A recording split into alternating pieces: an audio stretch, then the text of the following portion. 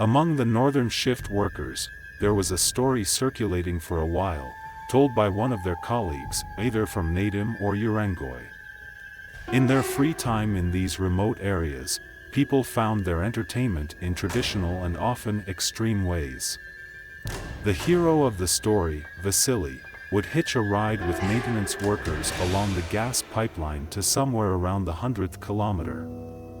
There, he would be dropped off in the middle of the taiga, and then, on his own, ski another 50 kilometers deep into the heart of the northern forest. Near a nameless lake, he had a well-built hunting cabin.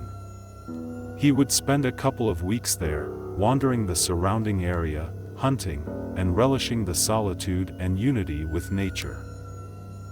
Occasionally, like-minded romantics from neighboring winter camps would visit him for hunting, drinking, or feasting. When the agreed time passed, Vasily would return to the gas pipeline, where he'd catch a ride back.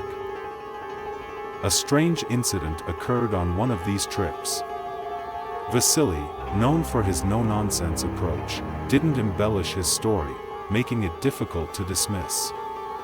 He arrived at his cabin in late January, lit the stove, fetched water, and organized his belongings. As darkness fell, he busied himself with various tasks, clearing snow, and making his accommodations comfortable. All seemed usual, with no indication of the events that would follow.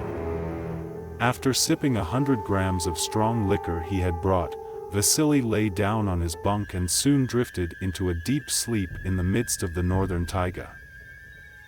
Sometime in the middle of the night, he was awakened by a loud noise.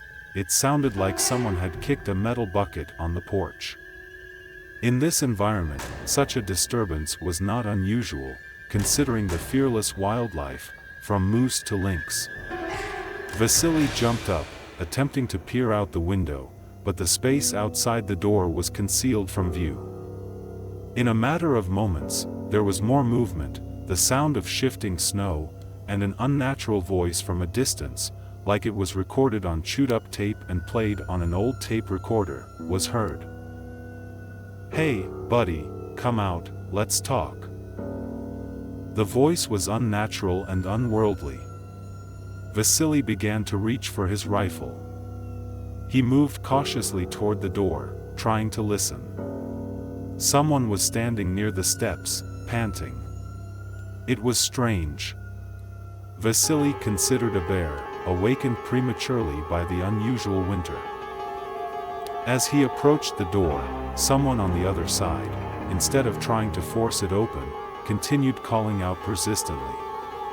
It was as if the entity had overheard typical phrases used in populated areas to attract attention and now attempted to apply them. Vasily sensed that someone had memorized these phrases to communicate with him.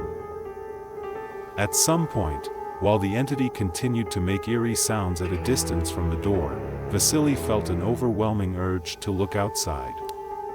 The curiosity overcame his fear, and he decided he needed to see what was going on. He opened the door just slightly to gain a glimpse of the clearing around his cabin. The snow and the forest provided some dim light, and within about 15 steps of the cabin, he spotted an astonishing creature. It was small, no taller than a 3-year-old child, covered in fur with large feet. For a moment, it locked eyes with Vasily, not blinking, before letting out a strange screech and running into the woods. The distant sound of its movements eventually faded away. For a while, Vasily was left in shock, contemplating the encounter. What was this creature, and what did it want? The mystery persisted, as Vasily couldn't find any answers.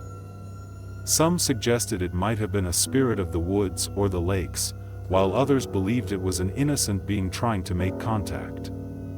Vasily, after pondering the incident, was inclined to think that the small creature just wanted to get to know him but miscalculated its approach. By morning, the snow had covered all traces, leaving behind an unexplained encounter that has remained a mystery to this day.